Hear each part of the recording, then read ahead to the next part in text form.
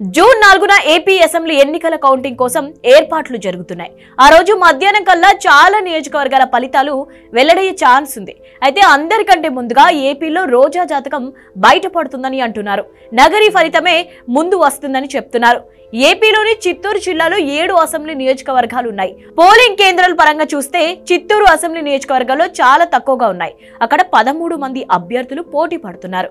ఇక నగరిలో 5 పోలింగ్ కేంద్రాలు ఉన్నాయి. ఇక్కడ రోజాతో పాటు 7 అభ్యర్థులు బరిలో ఉన్నారు. ఇప్పుడు మొదటి ఫలితం చిత్తూరు లేదా నగరిలో ఒకటి బయటకు రావచ్చని భావిస్తున్నారు. నగరి ఫలితం ముందుగా వస్తుందని, ఆ తర్వాత కొన్ని నిమిషాల వ్యవధిలోనే చిత్తూరు రిజల్ట్ బయటపడుతుందని అధికారులు చెప్తున్నారు. నగరి కౌంటింగ్ పూర్తయితే ఏపీలో మొదట రోజా జాతకం బయటపడే ఛాన్స్ ఉంది. చిత్తూరు జిల్లాలోని 7 అసెంబ్లీ సెగ్మెంట్ లో ఈవీఎంల ఓట్ల లెక్కింపు 130 రౌండ్లలో పూర్తవుతుంది. ఒక్కో కౌంటింగ్ కు దాదాపు 25 నిమిషాలు పట్టవచ్చని అధికారులు చెప్తున్నారు.